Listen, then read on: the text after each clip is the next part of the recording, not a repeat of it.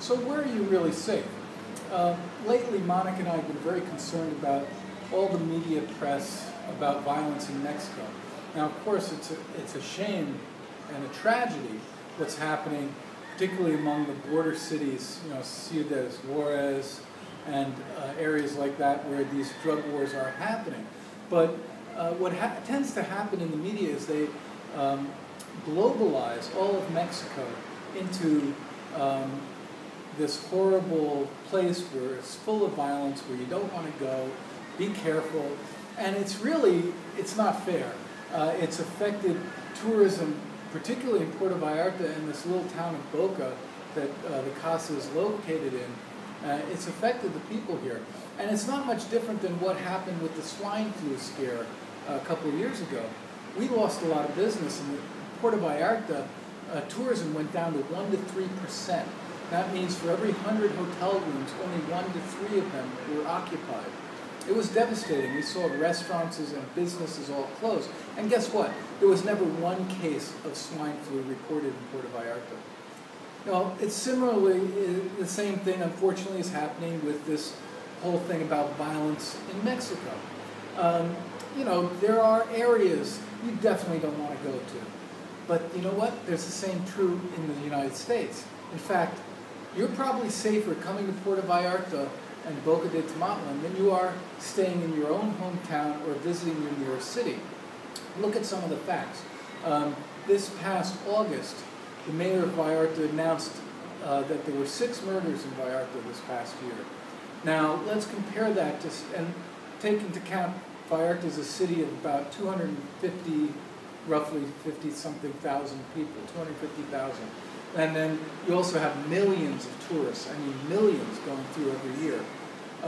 So taking that into account, consider, say, Orlando, Florida, okay? Think Disney World, okay? You don't think twice about going to Disney World. Well, guess what? There were 40 murders last year, okay? But that doesn't, attract the media sensation as, Mexico, the horrible type of murders that were happening in Ciudad Juarez, etc.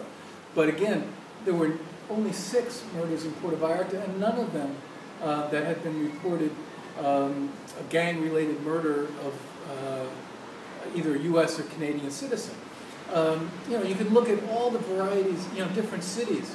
I think Spokane, Washington had something like a dozen murders. That's twice that of Puerto Vallarta, and it's got a smaller population. You can compare, what to speak of big cities, like, Washington, D.C., for example, where the murder rate is off the hook. But yet, tour buses of kids go to see the Smithsonian and the Lincoln Memorial. You don't think twice if your school's going there, okay? But yet, people are hesitant to come to the fishing village of Boca de Tomatlan, where, it's like being in rural Vermont or, rural Oregon. You don't think of that in rural Oregon. It's similar. It's quiet, friendly. And don't just take my word for it. Look at the videos on the Casa website of the people who've come here and visit here and their sense of safety. All of them say they feel safer walking around here at night than they do their own hometown in the United States or Canada. We should be issuing warnings to the people of Mexico, don't visit Edmonton, Canada, because, last year there were 50 murders there. But that's not happening. And, whenever you travel, whether it's in the United States, Canada, or Mexico, you should always use good sense.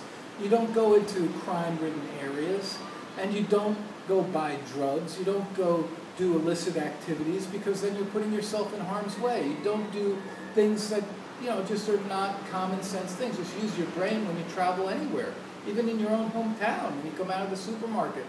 And so the question becomes, are you going to be scared off by media sensation and therefore not enjoy the beauty and the tropics and the incredible workshops that we're offering here at the Casa and the other fantastic things that Puerto Vallarta and this region has to offer? Or are you going to live in fear? And if that's the case, then you ought to be living in fear in your own backyard too. So I hope you make it down. Thanks for listening.